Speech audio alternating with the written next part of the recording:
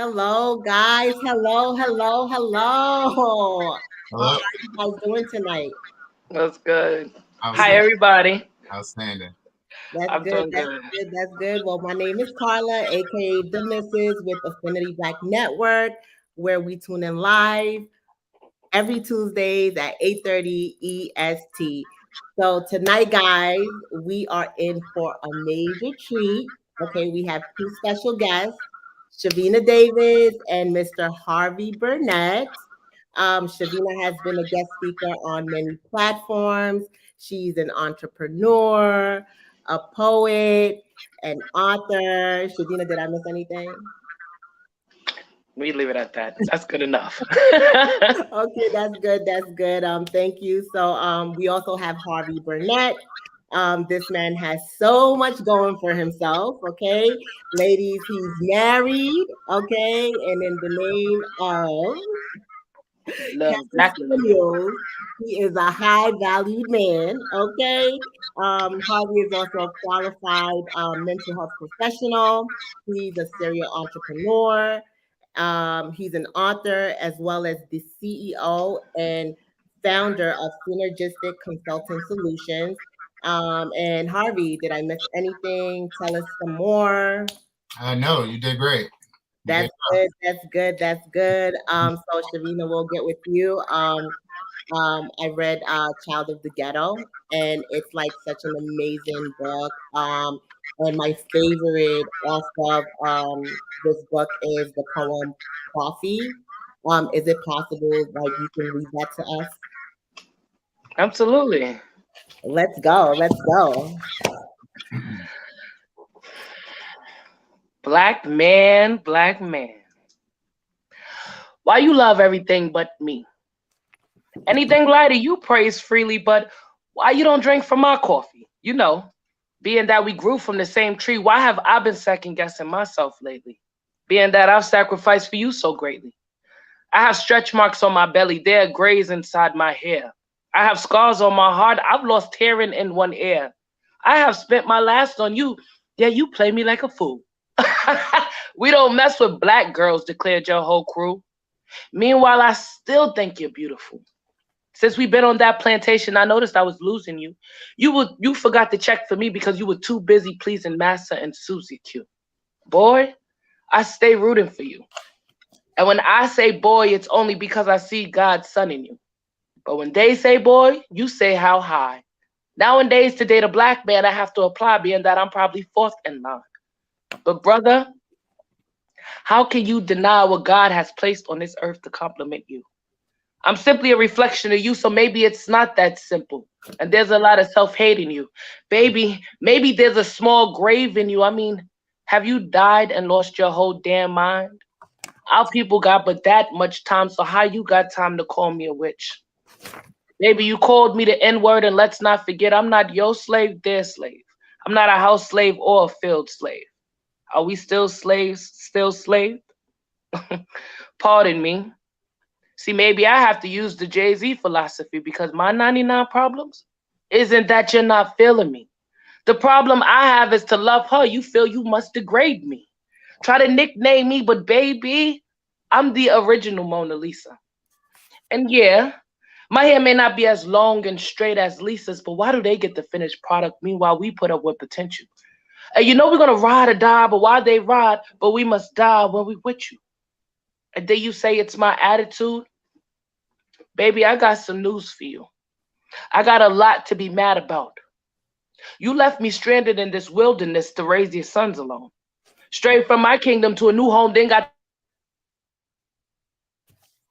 Oh my goodness. you didn't do nothing. You're looking for any way out of our black world, but why out of your mouth do I hear, oh, you pretty for a dark skinned girl, when you out here chasing anything lighter with my features? And I'm not here to call you out to play your teacher, but if I don't hold you accountable, then who will? If they see that you don't respect me, then who will? If you if you don't protect me, then who will? Listen, it's okay to date outside your race, but I won't have you turning up your face to the queens that birthed you. And I know America has hurt you, but baby, I'm on your team. So why you being this mean like I put them heavy bags up on your back? You're not the only one that has to wake up every day in all black, baby. It's hard for me too. I can't even tend to myself because I'm so worried about somebody killing you. You won't even bless me when I sneeze, yet my prayers are filled with you. And I know this epidemic is systematic, but you're participating in the same system killing the both of us because of your obsession to compete with massa, because of your constant need for validation. King, when are you going to learn no matter how light your queen is? You can't impress this nation. Don't you know this land was built up on your back? So how can you shame me for my black brother? You're gonna have to explain that because you got these women out here thinking we bitter by nature. But did you explain that my pain comes in layers? Oops. I forgot you can't. You can't because they just don't understand. They just don't get it. Oh, it froze. Only you and I know what's really under the surface. Listen, I can't face this world on my own. I can't make this house a home, and I damn sure can't claim this throne alone. Black man, why you love everything? But me. Anything like don't drink from my coffee, being that we grew from the same damn tree. Thank That's you. good, Shadina. I love it. I love it. Harvey, what do you think about this? Oh my goodness. First and foremost, I got goosebumps. Mm-hmm. Like literally.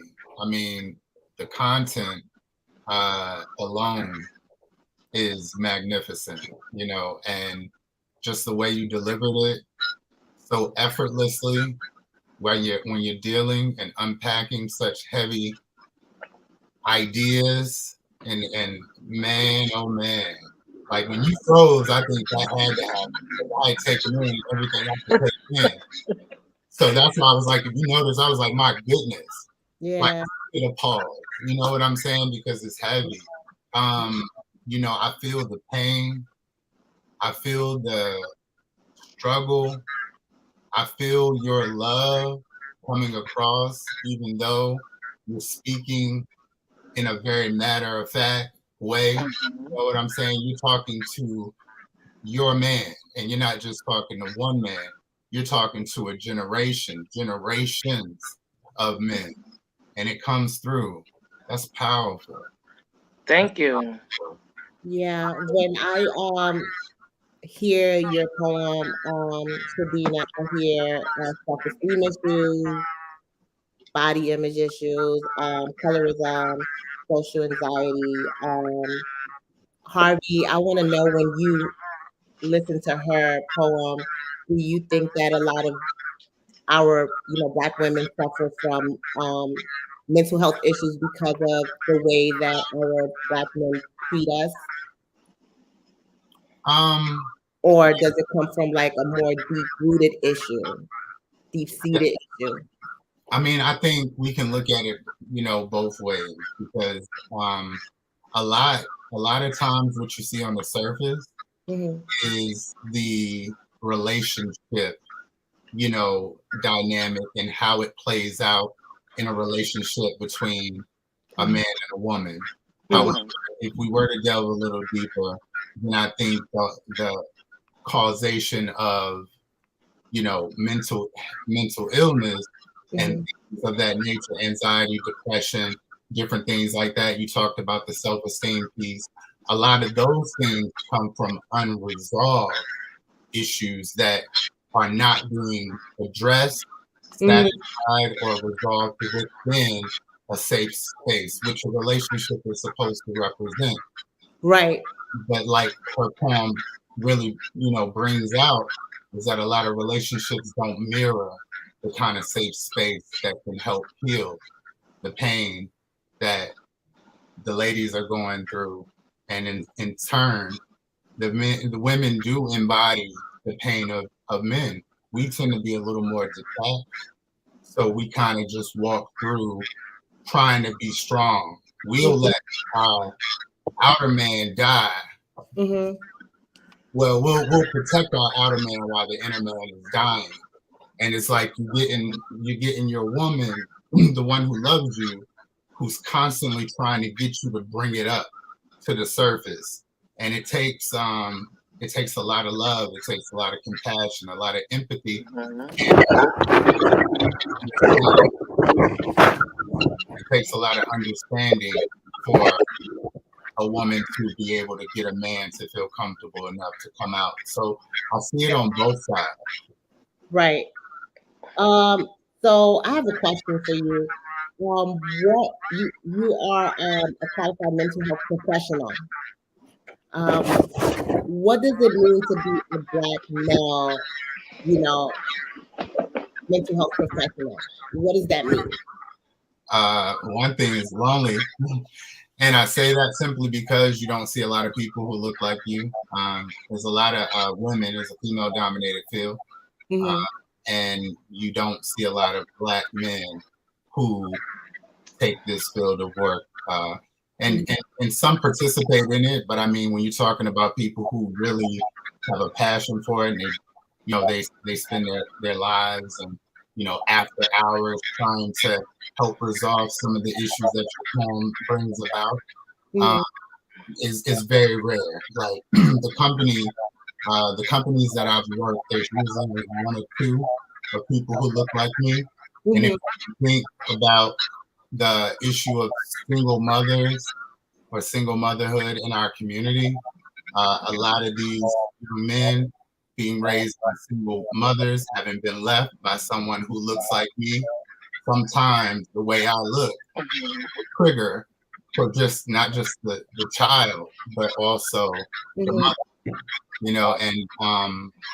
and then as you would imagine, a lot of them want a male to come in and kind of play that role or be in that position of being an example to their male son. However, there's only, two per company if I'm being generous. So it's like right now I have my caseload is like off the wall, Right. all young men, because that's how withdrawn the black man is from the home. And that's why fatherhood is something that I preach. I have 5 children of my own. Right. And, I mean, when I see a father who's doing it and doing it for real, like, I just pour into it because I know what it requires and I know what it takes. And I do the same thing for mothers who I know are out here, as single mothers trying to raise young men and help young men figure out who they are inside of their manhood. And that right there is a challenge in and of itself. Can I ask another question? Do you think that women can raise men to be men? Absolutely. Tell me more about that. Yeah, because, and I've heard the theory that, it takes a man to raise a man. Right. And while that has some truth to it, we can agree that all facts are not truths. So in reality, women, y'all are supernatural. Mm-hmm. And I mean that in a literal and a figurative sense. I mean, you guys give life, not just in the physical sense, but words, the way you love your children.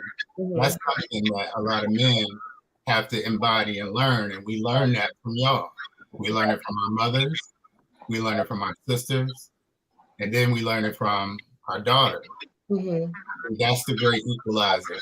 When we have daughters, and then we can identify the struggle. Because a man can be in a relationship with a woman and still not embody her struggles the way that poem is demonstrated. Right. How she's been able to internalize the struggles of a man. But then in the same time, talk about her own self-care, and that's not selfish. So I think a woman has the utensils to do both. Because you guys, y'all have that kind of insight.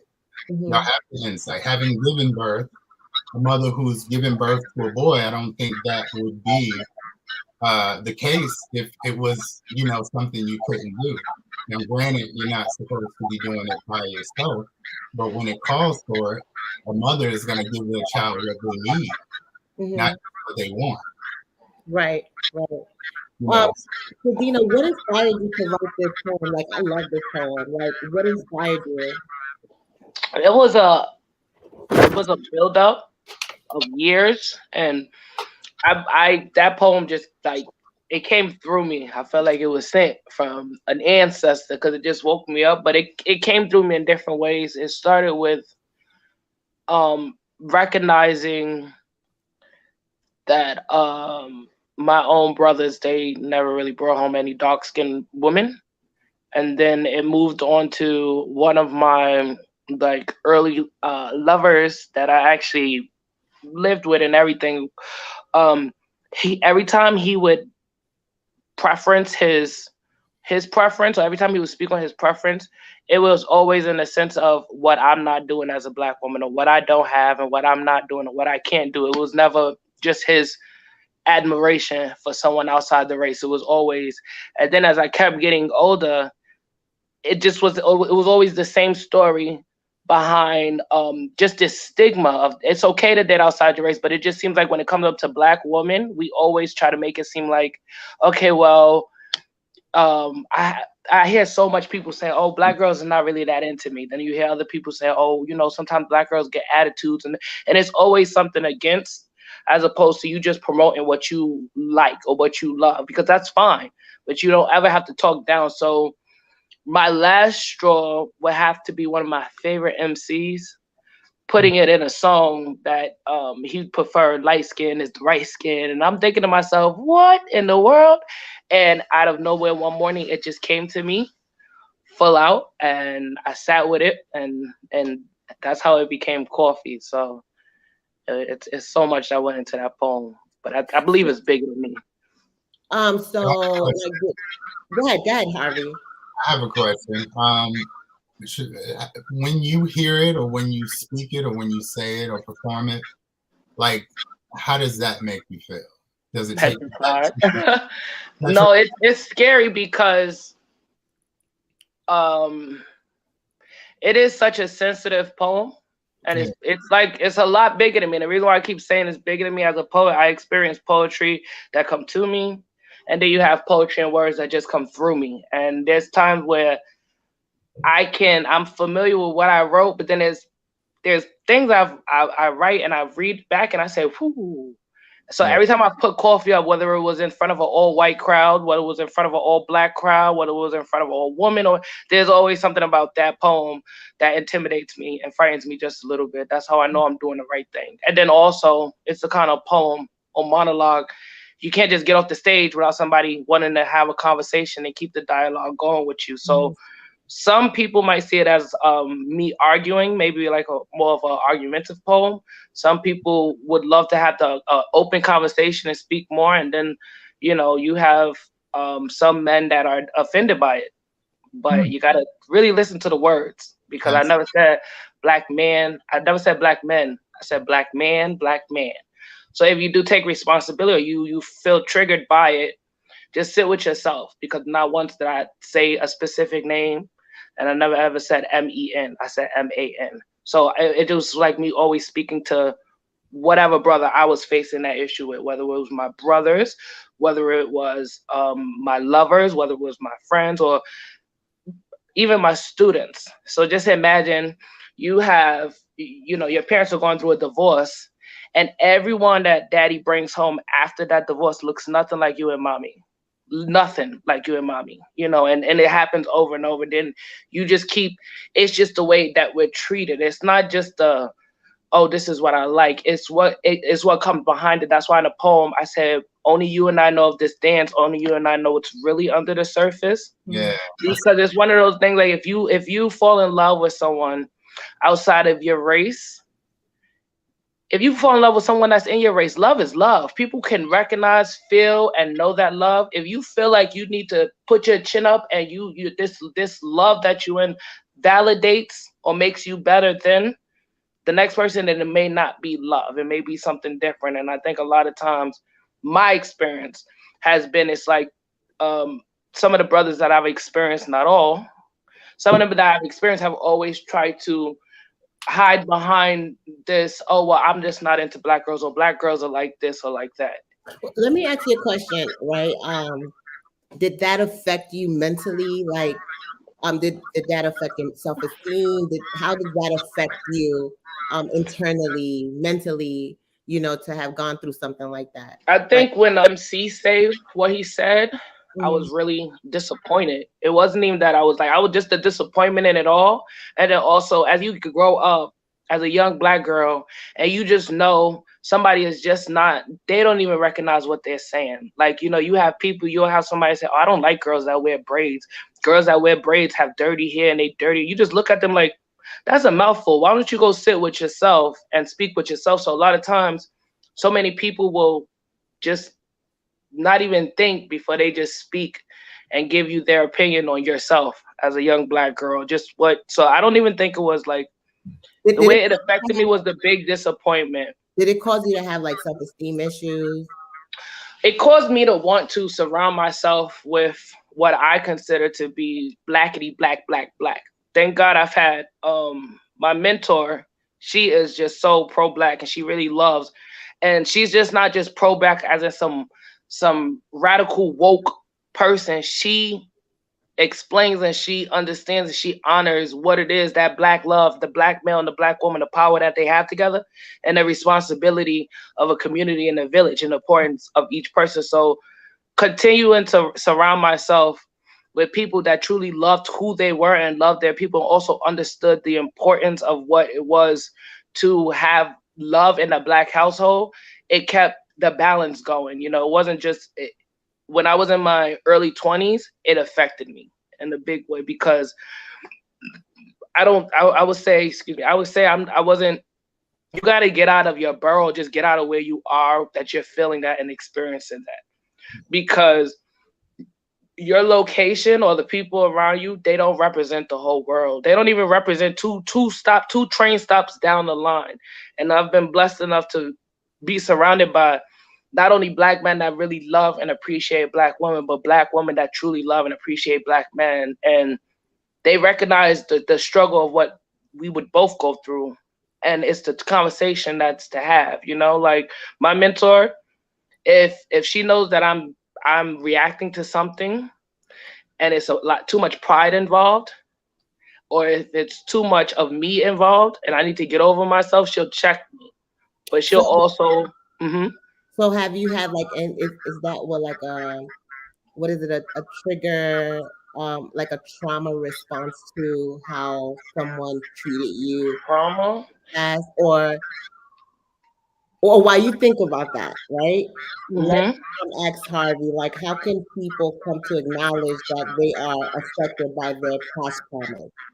How can people? Well, um I'll Oh, break that down for the first part. Just remind me of the first part of the question you said, because you break it up just a little bit. like like sometimes when you have like your guard up, is that like a trauma response to how someone in your past has treated you, like, or talked to you in a way I know a guard up that I do have, or that I will acknowledge or notice that keeps that comes happening from is your if you past, yeah, relationship that you probably um have now? if it depends on how much outside of your race you're dating. Like if you really hardly date black. How often are you dating outside your race? Okay, well I've dated 3 times outside my race. Two Latinas. Oh, 4 times. Okay, look at the numbers. So again, I said it's okay to date outside your race because I'm not talking down on what a brother's not doing for me or how a brother makes me feel, which causes me. That's not the case. I just was attracted. Yeah, Um, I've dated Latino man. I've dated Russian man. I've dated a German man, and it again. I'm What, not what, limited. okay, I'm just gonna say my hmm. what was the difference between dating these men from different races One of the big and difference. dating our black men? Black men just got it going on. No, what got it That's just, going on for me? There's a type of energy and a frequency mhm. that is just it's just in a black man's DNA, and I feel like they just speak my language, but having had feelings for someone outside of my race and having been in love with someone outside of my race, Was it different though? Like, did they talk? yes, it's absolutely different. One, you want to be careful because you don't want to be nobody's experiment. Like, you don't want to be nobody's fetish. Like, that's one. And you'll notice, I've only been on one date with a white man that has not brought up that the first date wasn't about race or, black girls this and I like this and I'm, just So did you find was one. more respect? Like you? Yeah, it was more so like there was more to talk about, and and it wasn't. Sometimes, and I'm still dealing with this myself. Mm-hmm. My experience is sometimes with the way the world feels now, and just in general for a long time since I was young, but with the way the climate of the world is now, sometimes I almost feel, and this is just me being honest, sometimes I almost feel embarrassed or ashamed, as if like I don't know. I don't know. It just seems like you don't know what racism looks like, what it feels like. They can smile and really their family is extremely, extremely racist. And at times I feel so I'll be afraid. I'll be like, what am I dating? Who am I gonna let, my body is important to me. So if I open up my vessel and allow you in, what kind of negativity or what kind of thoughts do you have around race, me as a black woman or just black men? Because you can't say you love me as a black woman and then you stigma and you stereotype black men. Or you talking there's a lot of things that that I feel when a black woman dates outside her race, we're not going to tolerate you coming at our black men. There's times with black men, you can date outside your race, but you gotta correct when people need correcting. Like, and you'll know it. Give me a second, Shadina. I want to ask like Harvey real quick, right? When you hear Shadina, like, do you feel like she's affected by her past traumas with her past experiences like with black men? So as I listen to her talk, she's extremely reflective. She's extremely aware. And I think, trauma can present itself in a number of different ways. Tell us, and like, can you give us some examples? Absolutely. It can come across in addiction. That's probably a big one. Acknowledge triggers. And then, of course, the dichotomy of replaying traumatic experiences over in your head over and over again. So it can be like a lot of time that has elapsed. But like you're talking about the trauma responses that come from a specific context that causes you to then go back to your trauma. One of the things I like about Shadina, right? I like the way that she's almost hesitant to call it trauma, because I think a lot of times we label. I don't feel like it pinpoints and it really gives it the justification of what that's a good word, but I don't necessarily know if just trauma really justifies Coffee and Whole, because it's not just a poem of trauma. It's and while there are some things, trauma is defined by the individual. Right? And so everyone's response to something that happened in their past is different. And one of the things that I actually work with my clients on is not being so quick to label something trauma. Just because it happened in your childhood, there's also adverse childhood events. Like what? Like, what are some adverse childhood events? Physical abuse, okay, sexual abuse, of course. Having one or both parents be addicted to a substance, alcoholism, homelessness, verbal abuse, which a lot of people don't pay attention to. But when you think about children or adults who grew up through that kind of, domestic violence or something like that, it can be a traumatic response to hear a loud noise. You know, hear two people arguing, even in public, and it causes them to become anxious and nervous.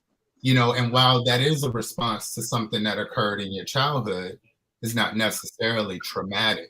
You know, when we get into trauma, I think about how trauma is recreated. So on one end, you have the fact that you're replaying the trauma over and over again, causing you to create new behaviors that are now either destructive completely or just totally unresourceful to where you're trying to go. And I think that's kind of how trauma can be defined is by more of the consequence than it is just, like you said, just being what people use triggered or being caused to think about it. If you think about it in a healthy way, if you think about it in a constructive way, if you've done the inner work to understand, like a lot of what she's done, there's history involved in that. Systems, dynamics, like understanding systems and how they work, the parts work together for the whole. Like there's a lot of work that she has done, but when I listen, you know, it doesn't seem like she identifies it as traumatic. It was something she noticed, and it's something that she has made a creative way of expressing her frustrations, but also crying out to the person that she's speaking to, you know, and I think that's therapy in a lot of ways. And for what it produced, I mean, whether it's trauma or not, she's turned that into a piece of artwork that will, you know, silence the room. And I think to be in that creative space lets me know that she's not in a unresourceful state or a destructive state in relationship to it. So I really wouldn't call it trauma. I think that there's parts in the poem that spoke about trauma from slavery and trauma within certain aspects of epigenetics. know, we hold. I think that when it comes up to within my own experience of life, could it be trauma to ask more questions? When I find out that you date outside the race and everything, it alerts me to ask more questions and to want to know more and to get to know more of your history. So I think that's maybe that can be a factor of something that comes from it, and that you can say that is considered trauma.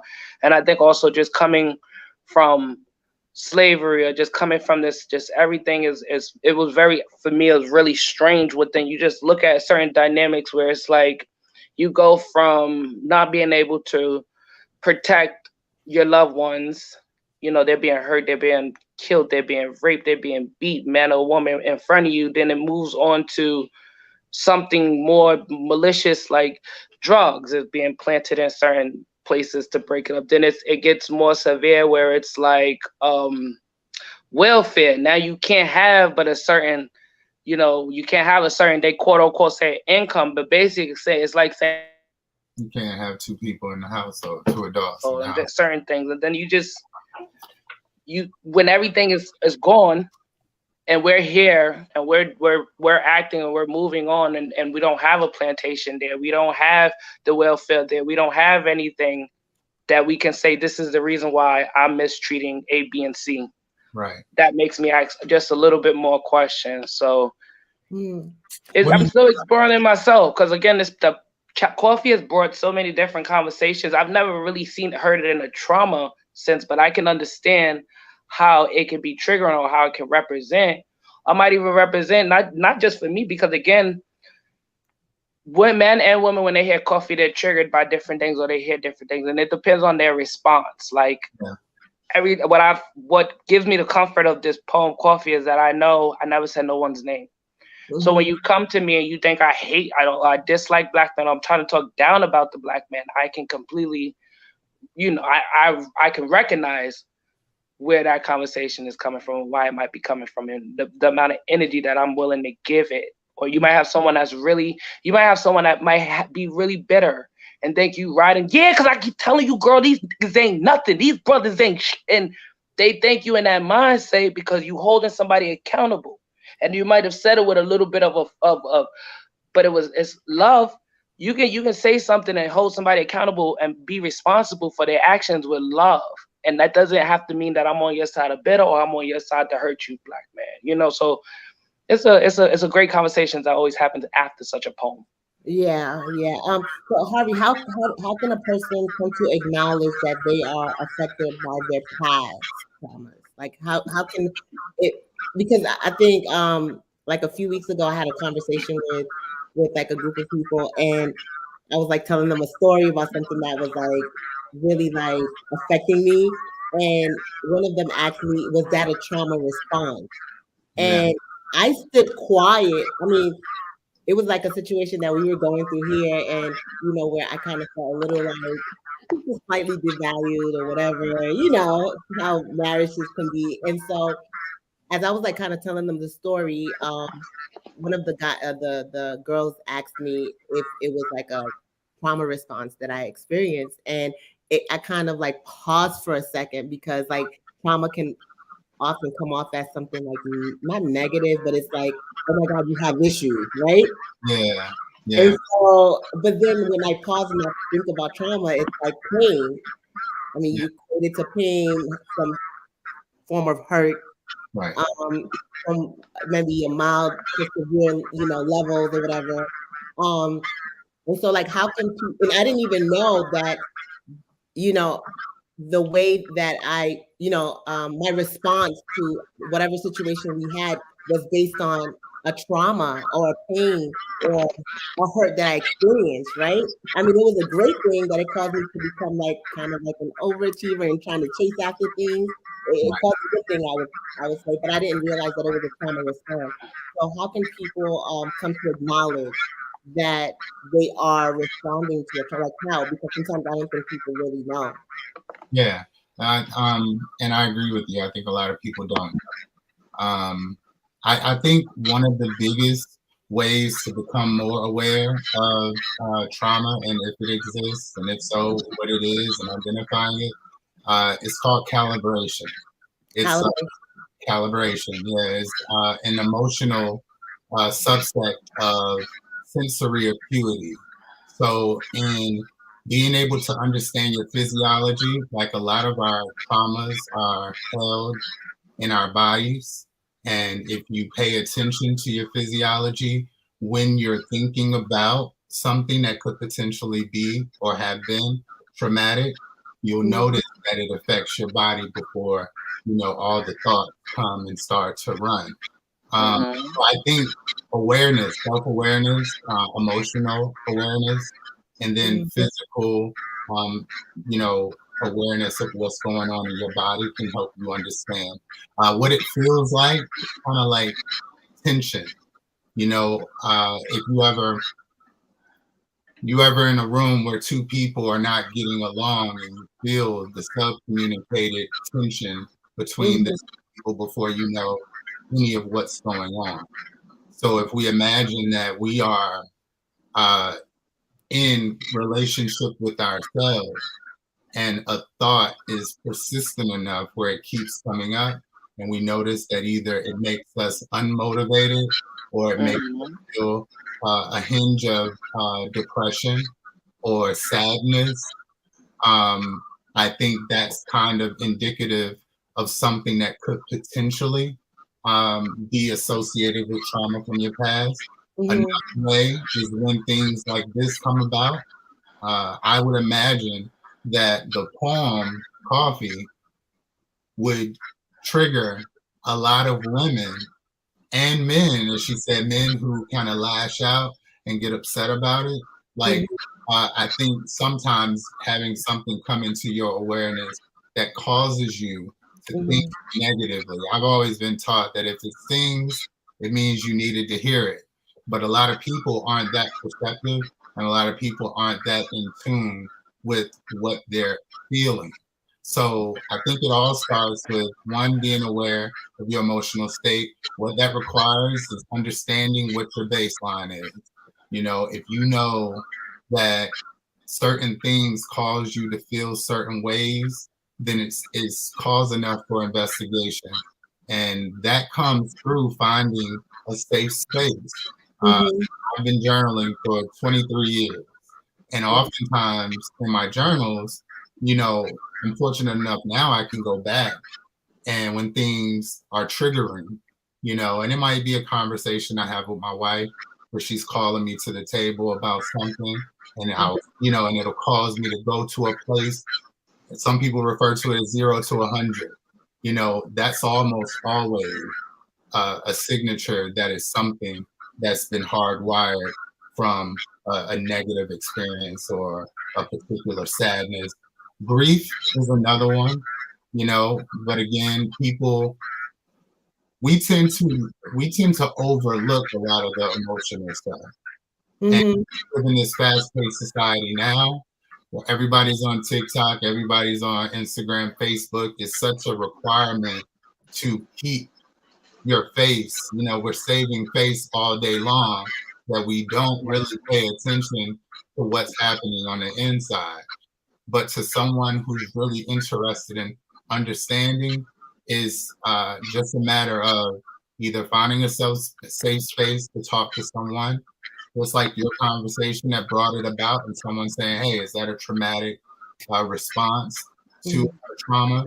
I mean, it can be that simple. But I always say, if it's something that you feel is holding you back and you can't move forward or move past it, then most times you're talking about something that has affected you in a traumatic way.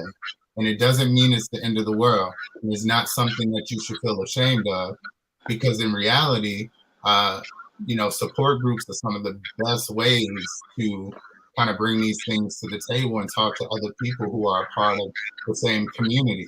So whether we're talking about self-esteem issues, whether we're talking about people who have issues with wanting to harm themselves, self-harm, and there's a lot of different supports that you can get, but coming into community with people who have either a similar background or something that you share and can relate to is a great way to start talking about these things, putting it on the table and examining it and finding out, okay, if it is traumatic, then I'm cool with that, because I can then deal with it accordingly. But if not, at least I've explored it, and now I know that it exists. Moving forward with that understanding is how you avoid having, reactionary, situations to occur. Again, that's impacting you from moving forward. That was a whole lot, but I hope I explained it in a way that everyone followed me. Yeah, I have another question. So like, what are some habits that some people may have that they do not consider a trauma response? Habits Yes, that people have that that they don't consider a trauma response. Anger. Anger is probably one of the ones that I see most often. Both men and women. Yeah, definitely. It is no specific, no separation. Anger is a big one. People who it'll show up to me too, and I'll be like, "Ooh, why is this making me upset?" Yeah, the other one that people see but is less, noticeable, is sadness, or someone withdrawing or being isolated, stepping, back, and those are people who struggle with negative self-talk. And that negative self-talk a lot of time can lead to depression.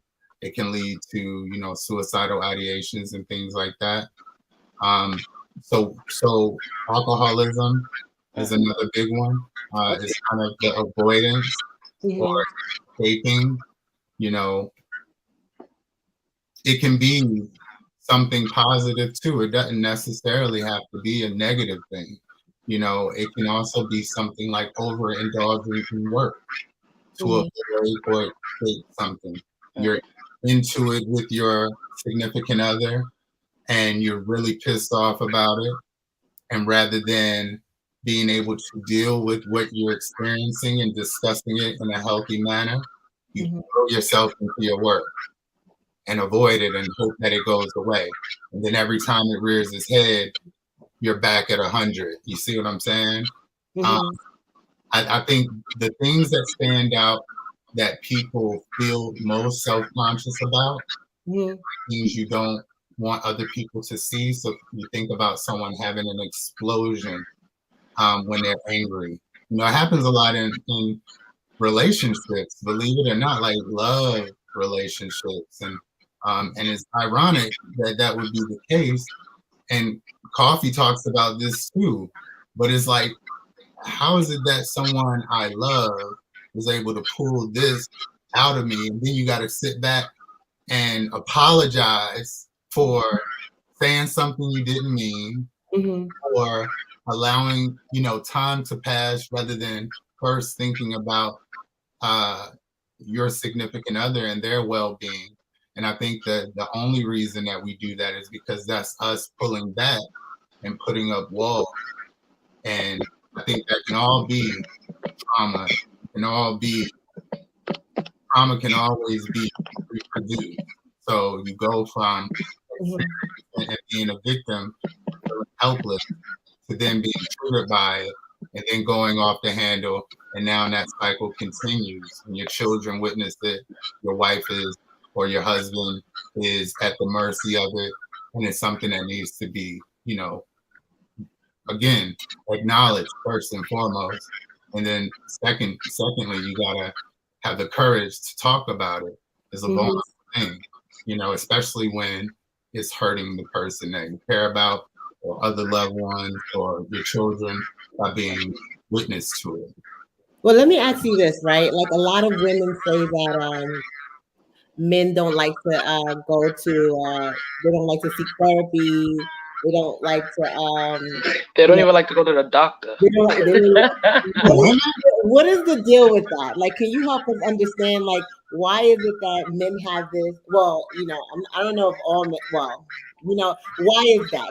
Help me understand. Help us understand. Why is it that men have a hard time, like, acknowledging, you know, hey, that they can, you know, have someone that they can talk to, or, you know, give them some strategies, some tools, some tips on how to navigate their way through life. Like, talk to us about that. Right. From your perspective. From who? Your perspective. Your perspective. Yeah, so I have an interesting perspective, but I can definitely answer it because I've been there and I know what it looks like. A big part of being a man is not complaining about anything, and it's a slippery slope, right? Okay. Right. Women a lot of times want their men to be more emotional, you know, show more that they care, be more concerned with things that could potentially, you know, hurt them or hurt their image of themselves. And we're always trying to be, you know, strong for other people. And we very rarely want to be in a position where we're looked at as not being strong or being weak even. I feel like, you know, that was my story. You know, I'm a counselor. I work with, you know, people all day long. And it started to become a thing where it was like, okay, all of this stuff is getting heavy. Like, this is what I was created to do. I know I was created to do it. So it does seem kind of effortlessly, you know, that I do it, but it was starting to drain me. And I realized that I was neglecting myself. And like I said, throwing myself into my work. And that leads to like emotional burnout and things like that. But I think for men, to answer your question plainly, I think it makes us feel weak. It makes us even question our masculinity. And that isn't easy. It's easy when you're sitting there talking to someone about it, right? What's not easy is on the drive home when you gotta ask yourself the questions that you making that statement has caused that person to ask you. Like, so, you know, now we're getting into that don't edify our strength. They actually highlight our weakness. And I don't know. I mean, not a lot of people seem to care at the end of the day. And I'm just going to say that plainly. Not a lot of people seem to care about what men are going through. And I think you can see a decompensation and men all around the country. It's not color wise, it's just men in general. And that's why when I talk to my homeboys, I ask them, you know, how are you doing? And I say it just like that. Because we're so equipped and we're so, you know, it's so scripted for us to be like, I'm good, you know, everything good. You know, then when you text your homeboy and you like, yo, you good? Yeah, I'm good. Or, you know, I'm maintaining, you know, but in order for it to really open up and then you talk to them more in depth and then you realize they're not good and what they're going through is something that could be addressed, but they won't let you in. They won't let you in. Men are like Fort Knox. And that's because any man who's ever done it, regardless of who he's done it with, he understands that even if he goes there for a moment, he can't stay there too long because it's shit we got to do. Excuse me. Yeah. So what strategies do you think that you would give, or tips you would give men that are having a tough time with, you know, like seeking out, you know, counseling or, you know, finding strength in just kind of getting into a better mental space about it? Yeah, I would say start by talking to the people you love, you love and trust.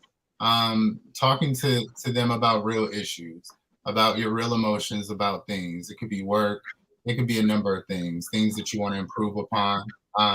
But I have a therapist. You know, my therapist is outstanding. I've been working with her for years now, and of course, I went reluctantly. Right. You know, it was after a traumatic response, you know, to something that I experienced, and my wife set me down in love and told me, like, look, it's okay. I know you're used to wearing the hat of helping everyone else, but you know, it's okay to talk to someone. And I found someone that fit the mold of what I wanted and needed. And for all the guys who are listening, like, it's not bad. It's actually good, you know. And even if there's nothing traumatic that you need to talk about, nothing crazy going on, just going and having the space to discuss some of the things that you're dealing with, and doing so, it makes you lighter. You know, when you walk out, it makes you lighter. And the same, like for doctors, I really had to put myself on a regimen. So every year around my birthday, I schedule my doctor's appointments. And I would advise this to, if your man, like if you're dating, you're married, like if your husband isn't doing it, like tell him how important it is, and have his birthday be the time where you know this is where he could be scheduling his doctor's appointments, getting his physicals, health checkups, you know. And if it's something that he feels like he's not able to talk to you about, then I would say help him find a therapist. You know, anyone who's heard the new Kendrick Lamar album, I mean, that's a therapy session in and of itself. So there's nothing wrong with it. It's actually going to make you more refined. It's going to make you more aware. I'd say if you haven't done it, it's definitely worth it. I have someone just made a comment, and the person said, could it also possibly be that for men, it is the fear of being left behind? I keep thinking about the slavery era and how one needed to perform to be seen as worthy, capable, and not weak. Yeah. What are your thoughts on that? That's a very very perceptive. that's True.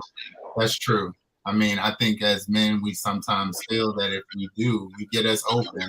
Now we're open and we're telling you all this stuff that, yeah, it'd be reason you'd leave us and we'd be left by ourselves. I don't know if that's what she meant by being left behind. That's how, you know, I took it.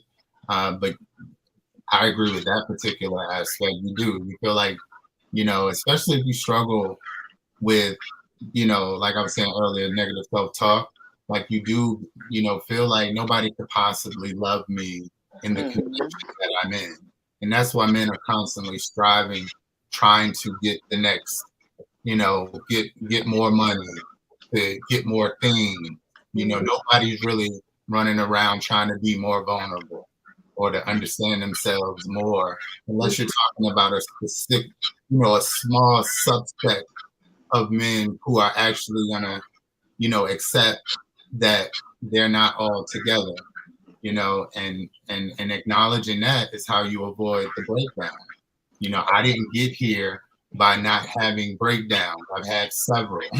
You know what I'm saying? And every time is an experience, because I could have thought that I was doing things the right way. You don't realize it until it all falls apart, and then you be like, well, damn, I'm back at square one again. So that being left behind isn't always a bad thing, because like I said, it might break you, but we can always put the pieces back together if we know what we're working with. There's a lot of men who don't know what's going on because they don't let anyone in to share it with. It's like they're suffering in silence. But suffering comes into our lives to teach us something. But you have to be aware to actually learn the lessons that you're supposed to learn. That's just a part of life. So Ryan Minister said, conditioning, observation, or even responsibilities that you just take on from an early age.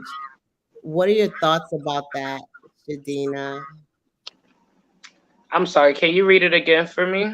Conditioning, observation, or even responsibilities that you just take on from an early age.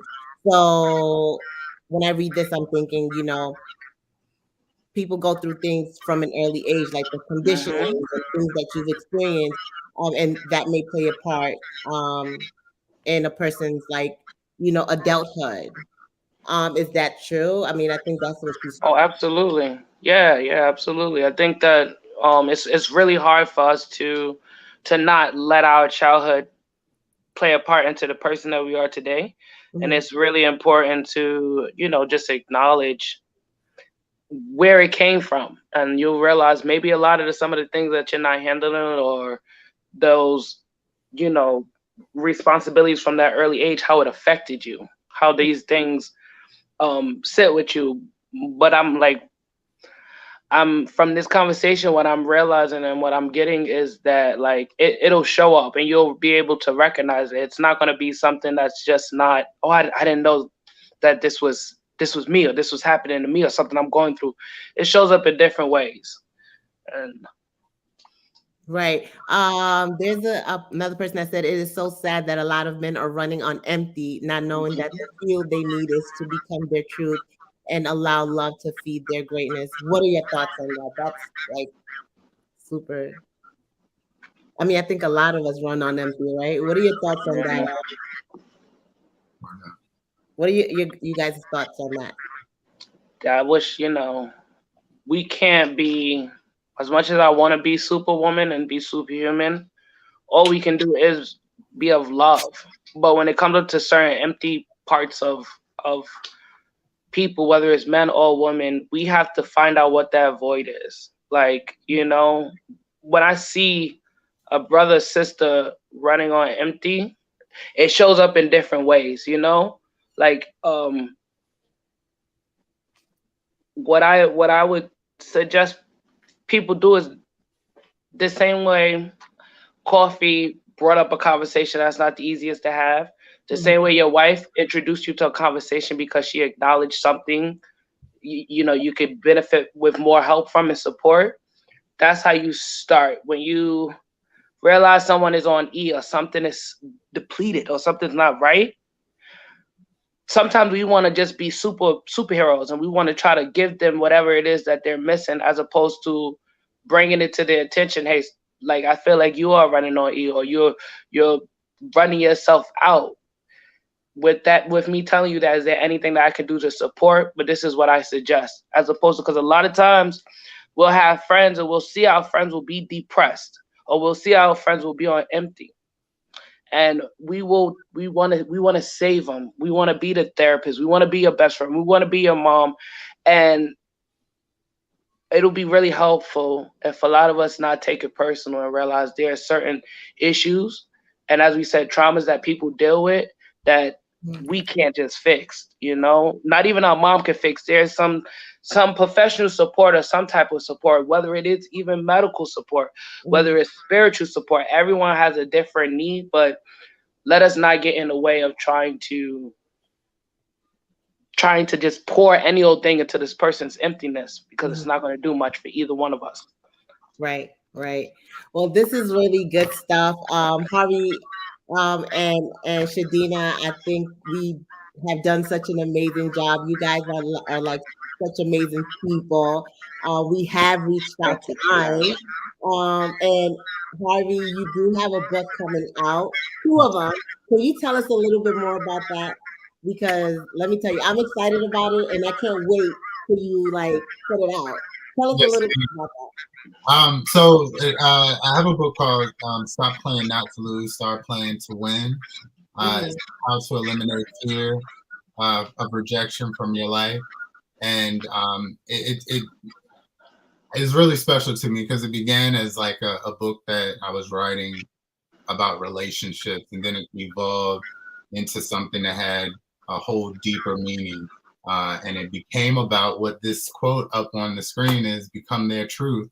But it kind of chronicles the process that I was able to go through in order to find my truth. And we talked about a little bit about me going to Texas. I lived in Texas for 3 years, but that was when, I kind of did a bulk of the writing. And so now I'm working on the publishing piece. So it's on the way. The book that I'm writing now is called Undear. And Undear is an Icelandic term, one of a rare language that's still spoken today, kind of like Norse, spoken in Greenland and places like Iceland. And Undear means underneath. And so it then talks about kind of what we were discussing earlier, kind of everything that we talked about, the inner standing of who we are and how to bring that to the forefront. Which someone so eloquently said in the chat, by becoming our truth. So right. That's amazing. That's amazing. Shadina has left. She had to like really go somewhere. Yeah. But that's amazing. We hope to have you back. Everyone, please come back. Let Harvey fix your life. Okay. He's amazing. He's an entrepreneur, a serial entrepreneur, a very great professional. And we look forward to seeing you guys back. Thank you for having me. Thank you for coming, showing up for us. And we hope to see you again. And guys, thank you for tuning in. We'll see you guys next time. Goodbye.